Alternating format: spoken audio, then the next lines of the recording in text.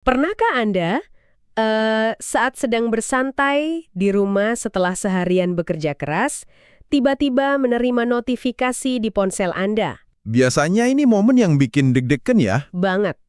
Anda melirik layar dan ternyata itu pesan dari grup WhatsApp wali murid sekolah anak Anda. Jujur saja, grup WhatsApp wali murid itu kadang lebih menegangkan daripada grup horor. Apalagi kalau bendara kelas sudah mulai mengirim pesan panjang. Bener, pesan panjang dengan emotikon senyum manis, tapi diakhiri dengan rincian tagihan. Yang bahasanya selalu diperhalus. Betul sekali. Isinya biasanya pemberitahuan tentang sumbangan sukarela untuk acara sekolah. Tapi anehnya, di bawah pesan manis itu ada batas waktu pembayaran dan nominal minimal yang harus segera ditransfer. Sumbangan sukarela kok ada jatuh temponya? Nah itu dia, di titik ini Anda mungkin merasa terjebak. Membayar terasa seperti ditodong tagihan wajib secara halus, tapi jika tidak membayar, Anda khawatir anak Anda yang akan menanggung akibatnya. Entah itu disindir di kelas atau dikucilkan di pergaulan. Persis. Jika Anda pernah berada di posisi itu, menahan nafas sambil mentransfer sejumlah uang demi keamanan anak Anda sama sekali tidak sendirian. Selamat datang di penelusuran mendalam kita kali ini. Misi kita hari ini sangat jelas dan tajam. Kita akan membongkar tuntas anatomi pungutan liar, atau yang biasa kita sebut pungli di institusi pendidikan kita. Fenomena ini luar biasa, karena ia bisa bertahan berpuluh-puluh tahun tepat di depan mata kita. Praktik ini dibiarkan hidup karena dikemas seolah-olah ia adalah partisipasi publik, sebuah rahasia umum yang ironisnya dipelihara oleh sistem pendidikan itu sendiri. Dan untuk membedah anatomi tersebut, kita sudah menyiapkan tumpukan sumber yang sangat komprehensif. Hari ini kita berbekal buku panduan dari Indonesia Corruption Watch atau ICW tentang melawan pungli. Dokumen yang sangat esensial. Sangat. Lalu ada laporan investigasi yang meresahkan dari Darmasraya, berita mengejutkan dari Bogor, sebuah ulasan kasus hukum yang mendalam dari Kumparan, dan sebuah jurnal sosiologi dari Al-Zain yang dijamin akan mengubah total kacamata Anda dalam melihat korupsi pendidikan. Mari kita bedah ini. Mari. Premis yang akan kita bawa di sepanjang sesi diskusi kita kali ini adalah pungli di sekolah ternyata bukan sekedar ulah satu atau dua oknum pendidik yang serakah. Ini jauh lebih gelap dan terstruktur dari itu. Pungli adalah sebuah inovasi dari sistem yang sebenarnya sedang rusak parah. Menggunakan kata inovasi untuk sebuah tindak pidana mungkin terdengar provokatif ya, tapi itulah realitas lapangannya. Iya. Seringkali kita hanya marah pada tangan yang menengadah meminta uang di gerbang sekolah, tanpa mau repot-repot melihat mesin birokrasi raksasa seperti apa yang memaksa tangan tersebut untuk menengadah. Mari kita mulai dari dasar pijakan logikanya dulu. Sekolah negeri di Indonesia itu diselenggarakan oleh pemerintah. Logikanya kan pendanaannya sudah dijamin oleh negara. Betul, melalui APBN, APBD, dan tentu saja dana bantuan operasional sekolah atau BOS. Di atas kertas, pendidikan dasar hingga menengah itu gratis. Tapi realitas yang dihadapi oleh Anda dan jutaan orang tua lainnya berbanding terbalik. Pungli bertebaran di mana-mana. Namun mereka tidak datang dengan label pungli. Tentu saja tidak.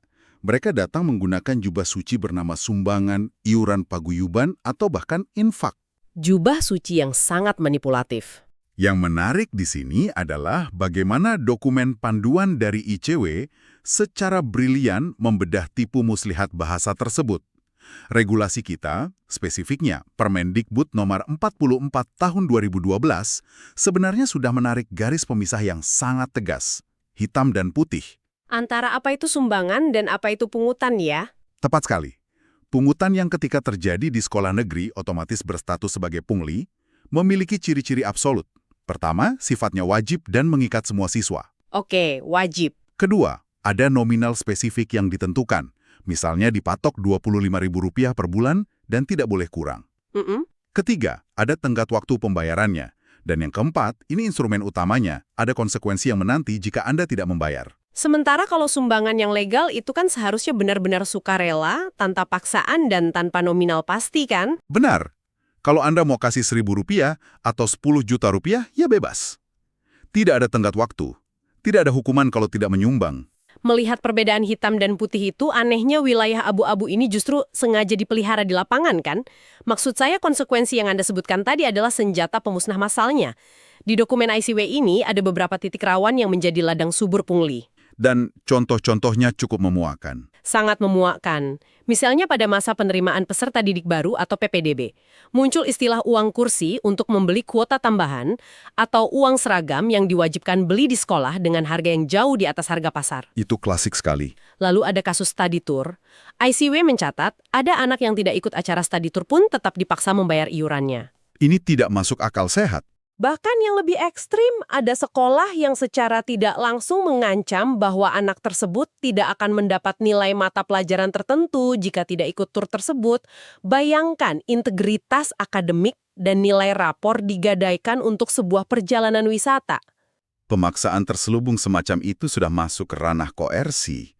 Dan jika kita melihat lebih jauh ke titik rawan lainnya, ada manipulasi terhadap program Indonesia Pintar atau PIP. PIP, ini yang paling membuat saya mengelus dada.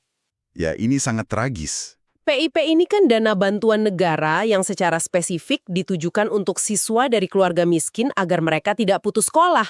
Tapi di lapangan, dana untuk orang miskin ini dengan teganya disunat dengan dalih uang administrasi pencairan atau uang transportasi pengurus. Kadang juga cuma dibilang uang materai. Uang materai, hak anak yang kelaparan dipotong oleh birokrasi. Pertanyaannya bagaimana manuver kotor ini bisa terjadi secara masif padahal regulasi sudah jelas melarang sekolah dan komite sekolah melakukan pungutan. Karena kejahatan struktural itu cerdas. Ia beradaptasi. Maksudnya beradaptasi bagaimana? Begini, regulasi seperti Permendikbud tadi kan memang secara eksplisit melarang pihak sekolah, seperti kepala sekolah, guru, dan komite sekolah. Mereka dilarang keras memungut uang. Karena dilarang keras, maka aktor pelakunya digeser. Operasionalnya diserahkan ke pihak eksternal yang belum tersentuh secara spesifik oleh aturan baku tersebut. Oh, jadi muncul istilah-istilah baru itu ya? Betul, bermunculanlah istilah koordinator kelas atau koorlas, pengurus angkatan atau paguyuban wali murid. Mereka lah yang kini menjadi eksekutor penagihan di grup-grup WhatsApp. Jadi tangan sekolah tetap bersih di atas kertas. Tepat. Mereka ini kan tidak ada di struktur resmi birokrasi sekolah, tapi mereka yang bergerak secara agresif menagih iuran kepada orang tua lain. Tentu saja sangat naif jika kita berpikir pihak sekolah tidak mengetahui atau tidak mendalangi pergerakan paguyuban ini. Ini adalah pungli yang di-outsourcingkan. Sebuah desentralisasi korupsi yang rapi. Gila sih. Tapi ini membawa kita ke sebuah pertanyaan besar. Jika situasinya sudah sejelas ini menyimpang, mengapa Anda, para orang tua, atau bahkan guru-guru yang jujur, tidak lapor saja? Bukankah kita hidup di era keterbukaan informasi?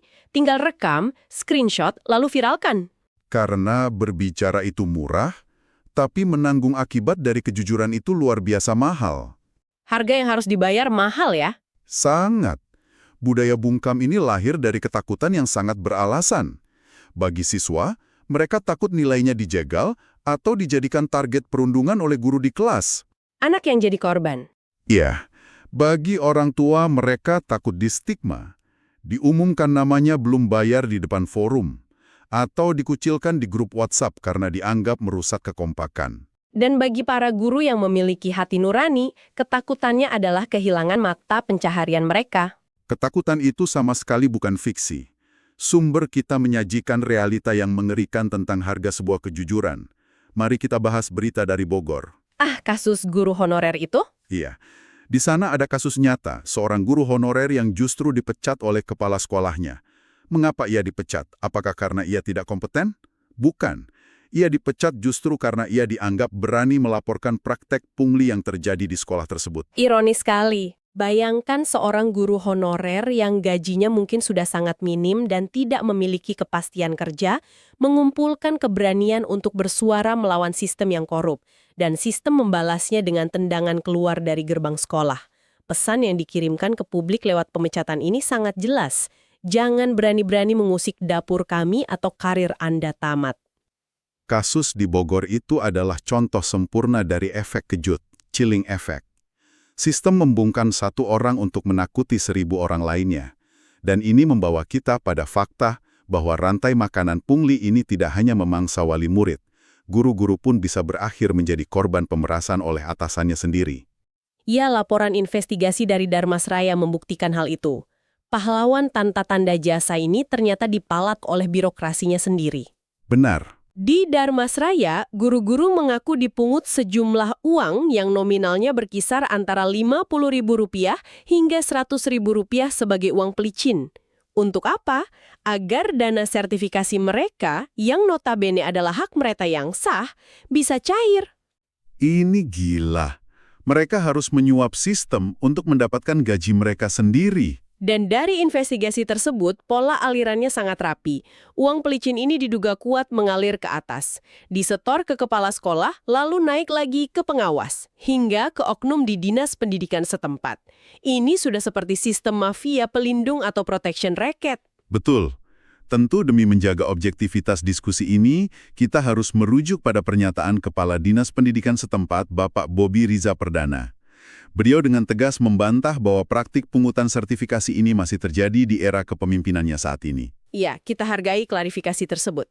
Beliau juga menyatakan bahwa proses sertifikasi kini telah diambil alih oleh pusat untuk memotong rantai birokrasi di daerah.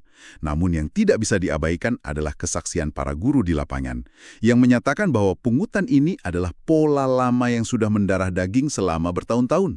Terlepas dari kapan tepatnya praktik itu berhenti, fakta bahwa ia pernah menjadi pola lama menunjukkan betapa terinstitusionalisasinya pemerasan ini.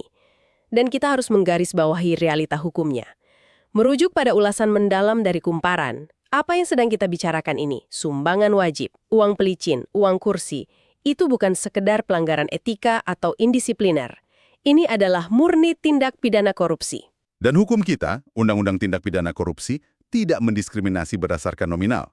Kumparan mengangkat sebuah studi kasus yang sangat krusial tentang seorang mantan kepala sekolah bernama Bak Rizal. Kasus Bak Rizal ini benar-benar bikin terbelalak.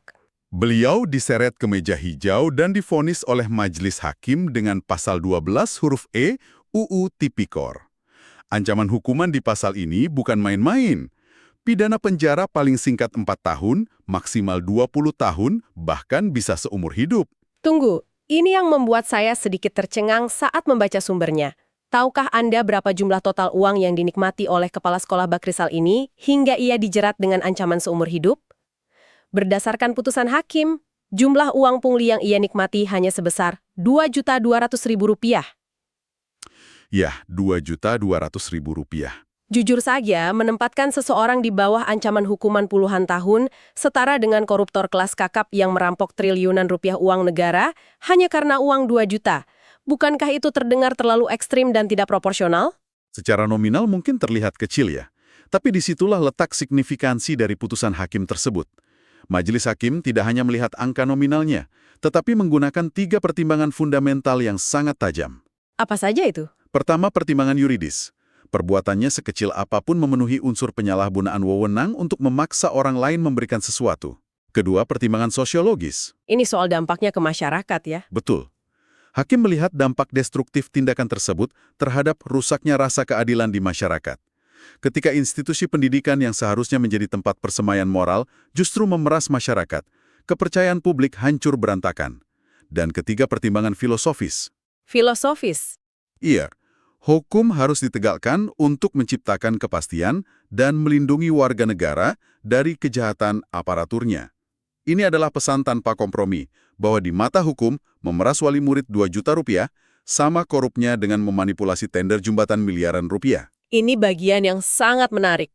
Kita baru saja membahas hukuman pidana yang sangat berat. Kita selalu mengutuk mereka dan melabeli pelaku pungli ini seperti kepala sekolah, kurlas, oknum dinas, sebagai monster berkerah putih yang serakah dan tidak bermoral. Tapi tunggu dulu, saya ingin menantang premis itu. Mengatakan bahwa mereka ditekan oleh sistem, rasanya seperti kita memberikan justifikasi atau pembenaran atas keserakahan mereka. Paham? Bukankah korupsi sekecil apapun tetaplah niat buruk dan pilihan sadar individu tersebut? Mengapa aktor-aktor berpendidikan ini mau mengambil resiko penjara 20 tahun hanya demi uang receh? Jika kita hubungkan ini dengan gambaran besarnya, dan disinilah jurnal sosiologi dari Al Zain memberikan tamparan realita yang mencerahkan, jurnal ini tidak bermaksud membenarkan korupsi, melainkan membedah mengapa orang baik bisa melakukan hal buruk. Oke, jadi bukan membenarkan tapi mencari akar masalahnya. Tepat. Mereka menggunakan pisau bedah dari teori strain atau teori ketegangan yang dicetuskan oleh sosiolog terkemuka Robert K. Merton. Menurut Merton, penyimpangan tidak selalu berasal dari patologi individu yang rakus, tetapi dari struktur sosial yang menekan mereka. Teori ketegangan. Bisa Anda berikan simulasi spesifik bagaimana ketegangan ini menghancurkan idealisme di sekolah? Tentu. Bayangkan sistem birokrasi pendidikan kita sebagai sebuah mesin penekan yang tidak punya empati. Mesin penekan. Pemerintah daerah dan institusi pusat secara terus-menerus membombardir sekolah dengan tuntutan yang tidak masuk akal. Sekolah dituntut untuk mencapai akreditasi A dengan fasilitas super lengkap. Mereka dituntut untuk mengadakan acara seremonial, perpisahan, atau pameran yang megah setiap tahun demi menjaga citra politik daerahnya agar terlihat sukses. Padahal dananya belum tentu ada. Nah, itu poinnya. Mereka dipaksa menyerap anggaran secara penuh dalam waktu yang sangat sempit. Tapi, di sisi lain, regulasi keuangan negara seperti aturan penggunaan dana BOS sangatlah kaku. Dana yang sah seringkali tidak cukup, atau secara aturan tidak boleh digunakan untuk membiayai ambisi-ambisi seremonial tersebut. Oh, saya paham. Ini seperti Anda disuruh membangun sebuah rumah mewah 2 lantai dalam waktu seminggu, tapi material yang diberikan hanya setumpuk batu bata separuh dan semen kadaluarsa. Dan jika rumah itu gagal berdiri, Anda yang akan dipecah. Analogi yang sangat akurat. Ketegangan struktural terjadi ketika ada jurang pemisah yang lebar antara tujuan institusional yang dipaksakan dengan cara yang sah untuk mencapainya. Jadi targetnya selangit, tapi alat kerjanya dibatasi. Persis. Ketika para kepala sekolah dan guru ini dicekik oleh tuntutan tersebut, tanpa pendanaan yang rasional, mereka melakukan apa yang Merton sebut sebagai adaptasi inovatif. Adaptasi inovatif. Terdengar positif padahal. Padahal destruktif. Demi menutupi celah dana, agar sekolah tidak dinilai gagal, mereka berinovasi. Sayangnya, inovasi ini melanggar hukum. Mereka melegitimasi pungli. Jadi, ketika Anda, para pendengar, diminta membayar uang kursi atau sumbangan wajib yang tidak masuk akal, Anda sebenarnya bukan sedang berhadapan dengan guru yang butuh uang tambahan untuk beli mobil baru. Anda sedang dipalak oleh inovasi kriminal birokrasi demi menutupi kecacatan sistem di atasnya. Pungli lahir sebagai respons adaptif, sebuah jalan pintas yang ilegal untuk bertahan hidup dan menjaga reputasi dalam sistem birokrasi yang sakit. Jadi, apa arti semua ini? Kita paham akar sosiologisnya, kita tahu ancaman hukumnya, tapi bagi Anda yang mendengarkan, yang mungkin besok pagi harus menghadapi tagihan wajib dari grup paguyuban, pemahaman teori sosiologi saja tidak akan menyelamatkan isi dompet Anda. Kita butuh langkah taktis. Setuju. Kita butuh solusi nyata di lapangan. Bagaimana caranya melawan balik tanpa menjadikan diri kita atau anak kita sebagai martir yang berkorban sia-sia? Dokumen ICW memberikan kita cetak biru perlawanan yang sangat taktis. Strategi pertama, dan yang paling esensial adalah jangan pernah melawan sendirian. Harus bergerombol ya? Anda harus membangun aliansi. Cari wali murid lain yang memiliki keresahan yang sama. Dan percayalah, mereka pasti ada. Hanya saja mereka juga sama-sama takut. Suara kolektif dari 10 orang tua jauh lebih sulit diabaikan dan ditekan daripada teriakan satu orang ibu atau ayah yang marah-marah sendirian di ruang kepala sekolah. Oke, kekuatan massa. Tapi secara praktis kalau besok pagi saya melihat ada pungutan berkedok sumbangan wajib, apa yang harus saya lakukan? Apakah saya tinggal buka laptop, mencari situs web laporan, lalu mengetik laporan secara anonim? Bagaimana jaminan keamanan saya? Bagaimana kalau pihak sekolah melacak IP address komputer saya atau mendebak identitas saya dari spesifikasi kasus anak saya di kelas? Itu ketakutan yang sangat valid. Dan itulah pentingnya menggunakan kanal whistleblowing system atau WBS yang tepat. ICW menyarankan pelaporan melalui beberapa kanal teruji. Kemana saja itu? Jika Anda ingin melapor langsung ke pemerintah, ada Lapor 1708. Tapi jika Anda ragu, Anda bisa melapor ke lembaga masyarakat sipil yang independen, seperti Kanal Pelaporan ICW, Jaringan Pemantau Pendidikan Indonesia atau JPPI, atau situs Kopaja. Oh, jadi tidak harus lapor ke instansi pemerintah langsung? Tidak harus. Ketika Anda melapor ke lembaga sipil seperti ini, mereka memiliki protokol keamanan digital yang ketat. Mereka bertugas menyaring laporan Anda, menghapus metadata atau detail spesifik yang bisa mengarah pada identitas Anda atau anak Anda. Lalu, merekalah yang akan membawa isu tersebut ke ranah hukum atau publik sebagai perwakilan Anda. Berarti kita tetap aman? Anda tetap berada di balik layar. Sangat melegakan mengetahui ada perisai operasional seperti itu. Tapi bagaimana dengan kasus ekstrim? Katakanlah seperti guru honorer di Bogor atau para guru di Dharmasraya yang berada di dalam pusaran langsung dan memiliki bukti fisik. Mereka berisiko tinggi menghadapi serangan balik. Untuk kasus tingkat tinggi di mana pelapor adalah saksi kunci, negara menyediakan pelindung utama, yaitu Lembaga Perlindungan Saksi dan Korban atau LPSK. Mereka bisa memberikan perlindungan fisik, pendampingan hukum, hingga perlindungan dari ancaman administratif seperti pemecatan atau mutasi sepihak. Ini instrumen negara yang memang disiapkan untuk itu ya? Betul. Namun ada satu poin penutup yang sangat fundamental dari kacamata sosiologis. Menghukum orang seperti Bak Rizal atau memecat oknum di lapangan lewat laporan WBS memang penting untuk memberikan efek jera secara instan. Tapi pemberantasan pungli ini tidak akan pernah menyentuh akarnya jika kita hanya sibuk menangkap individu. Pemerintah harus berani mengevaluasi dan mereformasi ekspektasi institusional mereka. Menyelaraskan ambisi dengan dompet negara yang sebenarnya. Tepat sekali. Jika institusi menuntut standar fasilitas dan acara bertaraf A+, maka sediakanlah anggaran yang setara. Jangan lepas tangan dan memaksa sekolah mencari dana sendiri dengan aturan yang ambigu. Ini memunculkan pertanyaan penting.